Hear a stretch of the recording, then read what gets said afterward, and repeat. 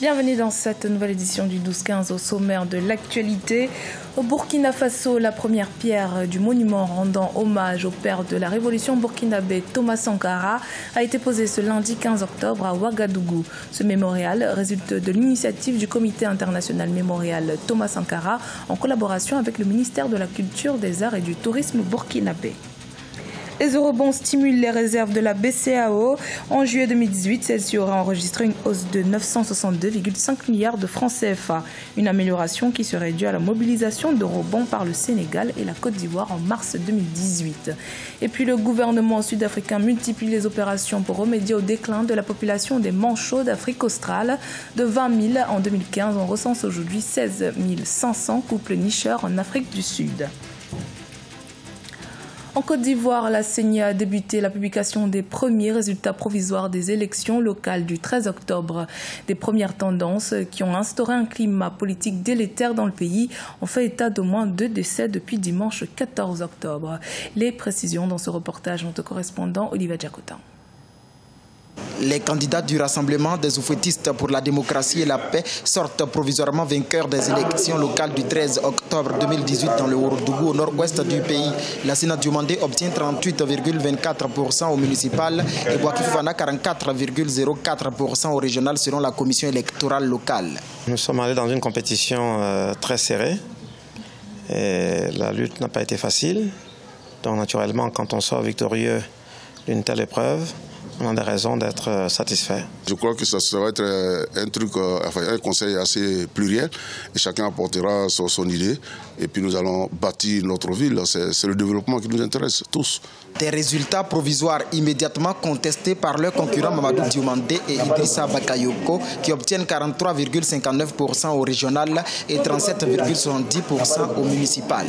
Nous avons constaté beaucoup d'irrégularités, des irrégularités criardes qui frôlent le hold-up. À la préfecture, les tableaux d'affichage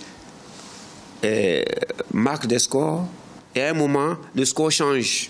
Certains électeurs ont manifesté leur mécontentement suite à l'affichage des résultats provisoires des élections municipales et régionales. Les appels au calme se multiplient. Le taux de participation quant à lui de la région au niveau des municipales s'élève à 57,53% et au régional à 45,90%.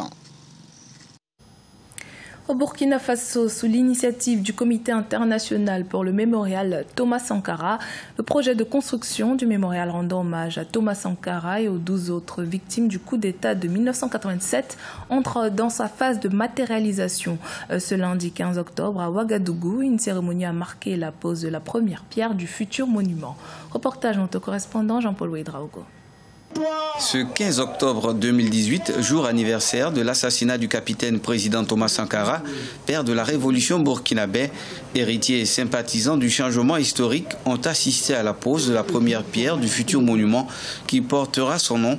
C'est ici qu'il sera érigé, sur le site du Conseil de l'Entente, là où, selon des témoignages, le capitaine et ses compagnons ont été tués. Cette cérémonie de pose symbolique de la première pierre de la stèle sur laquelle doit reposer la statue géante du président Thomas Sankara et les bustes de ses 12 compagnons et la matérialisation concrète du réveil du phénix afin que tous ses héritiers de par le monde aient un lieu de rencontre, d'inspiration, de ressourcement de l'idéal du président Thomas Sankara. Décrit pour le public présent, l'architecture du monument se présentera sous la forme d'une statue de bronze géante de 5 mètres en ronde bosse et réalisée à partir de la technique de la cire perdue. Le béton sur lequel il sera installé aura une hauteur de 3 mètres, proportionnellement calculée pour qu'il soit intégré dans le plan final du mémorial. Donc ce serait un socle en forme pyramidale à 4 faces. 31 ans après son assassinat, le corps du président Sankara n'est toujours pas authentifié, faute de traces ADN. Du reste, depuis 2016, le dossier connaît une avancée du fait de l'ouverture d'une instruction judiciaire. 14 personnes, dont le général Gilbert Diendéré, sont toujours inculpées dans le cadre de ce dossier. La Banque centrale des États de l'Afrique de l'Ouest a enregistré une hausse de ses réserves officielles de change de 962,5 milliards de francs CFA en juillet 2018. Une amélioration qui serait due à la mobilisation d'eurobonds par le Sénégal et la Côte d'Ivoire en mars 2018 pour un montant de plus de 2 milliards de francs CFA. Les détails avec Ibrahima Djumaba.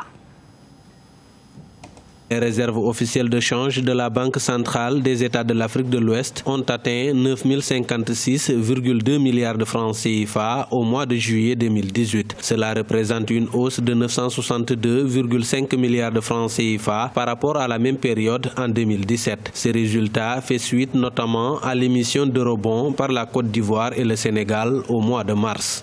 D'un point de vue technique, l'augmentation des réserves, ça veut dire qu'on a une solidité financière qui nous permet de rassurer nos partenaires en termes d'échanges commerciaux à l'international. Donc, il y a la solidité de la monnaie qui en bénéficie aussi. Les eurobonds mobilisés par le Sénégal et la Côte d'Ivoire sont évalués à 2010,9 milliards de francs CFA. La couverture des actifs de réserve est ressortie à 5,1 mois d'importation de biens et services contre 4,2 mois à fin février 2018 avant la mobilisation de ces ressources et 5,4 mois en juin 2018. Au plan commercial et financier, les équilibres sont quand même assez bien tenus. Une des inquiétudes souvent dans la sous-région, c'est la saison hivernale. Mais dans l'ensemble, les perspectives cette année montrent que la saison hivernale est prometteuse. Donc on pense que si les équilibres financiers des États sont bien tenus, je pense qu'on passera une bonne année. S'il n'y a pas de secousses politiques importantes, bien entendu. La BCEAO a également annoncé le renforcement des actifs extérieurs nets des institutions de dépôt de l'Union économique et monétaire ouest-africaine de 865,2 milliards de francs CFA en une année. Implanté au Bénin depuis 2015, le projet Africa Code Week s'emploie à initier les jeunes à la programmation. En 2018, 20 000 jeunes béninois ont été initiés au programme du numérique. Grâce à cette initiative, le programme qui vise à développer l'enseignement numérique sur le continent est déjà présent dans 35 pays. Reportage de notre correspondant Leftiono. Le projet Africa Code Week impacte de jeunes lycéens et collégiens béninois. À l'instar des pays de l'UEMOA, le Bénin s'est approprié l'enseignement numérique du projet Africa Code Week depuis 2015. Africa Code Week constitue une plateforme qui outille les communautés à répandre l'enseignement numérique en Afrique. Le projet initie les jeunes bénéficiaires à la programmation informatique et leur inculque les compétences pour réussir dans le secteur du numérique. Le projet vise à former un nombre maximum de professeurs et de volontaires qui à leur tour doivent aller former des jeunes dans les collèges ou dans les bases communautaires. Environ 300 jeunes volontaires et plusieurs acteurs du secteur éducatif béninois ont été formés au langage de programmation Scratch au cours de l'édition 2018 d'Africa Code Week. De nombreux jeunes, notamment 3 étudiants, ont saisi cette aubaine afin de concevoir des programmes de jeux éducatifs. D'abord, on a pu créer un jeu QCM, questions-réponses. Après, on a pu créer un jeu de course. Au terme de sa campagne de l'année 2018, Africa Code Week entend initier au programme du numérique près de 600 000 jeunes africains, notamment 20 000 jeunes béninois. Rappelons que de 2015 à 2017, 1,8 million de jeunes ont été initiés à la programmation informatique dans 35 pays africains. La population des manchots d'Afrique australe est en déclin en cause de la montée des eaux due au réchauffement climatique. 16 500 couples nicheurs ont été recensés en 2018 contre 20 000 couples en 2015. Pour remédier à cette situation, le gouvernement sud-africain multiplie les initiatives, parmi lesquelles la journée internationale de sensibilisation. Graziela Chakonte et Solène Duplessis. Alerte rouge pour les manchots en Afrique du Sud. La nation arc-en-ciel ne compte plus que 16 500 couples nicheurs de l'oiseau en voie de disparition contre près de 20 000 couples en 2015. La journée internationale de sensibilisation aux pingouins, célébrée le 13 octobre, a été l'occasion de se pencher sur la question de la disparition de l'espèce. D'après les recherches effectuées, le manchot africain doit parcourir de longues distances pour trouver sa nourriture, alors que ce n'était pas le cas auparavant. Nous pensons que cela pourrait provenir d'un chalutage commercial ou d'une surexploitation des sources de nourriture du manchot africain. À cela s'ajoute la montée de la mer due au réchauffement de la planète, une situation qui a entraîné la destruction de l'habitat et une pénurie d'espace de reproduction pour les manchots. Pourtant, les enjeux autour de la survie de l'espèce sont nombreux. La colonie de Boulders Beach, par exemple, attire à elle seule près d'1 million de visiteurs chaque année. C'est vraiment incroyable de les voir ici. Je ne pensais pas que je pourrais être aussi proche. Je pense qu'il est vraiment important que nous fassions tout ce qu'il est en notre pouvoir pour préserver ces merveilleux animaux. La responsabilité repose sur nos épaules. Nous réfléchissons aux moyens de stabiliser la population de pingouins et d'augmenter leur nombre afin que nos enfants soient capables de les voir à l'état sauvage. Et il y a urgence puisque l'espèce figure désormais sur la liste des espèces en danger de l'Union internationale pour la conservation de la nature. Entre 2004 et 2014, le nombre de couples reproducteurs a en effet diminué de 90% dans les colonies sud-africaines au nord du Cap. C'était le journal de la rédaction. Merci de votre fidélité. Dans un instant, une nouvelle édition de l'actualité sur Africa 24.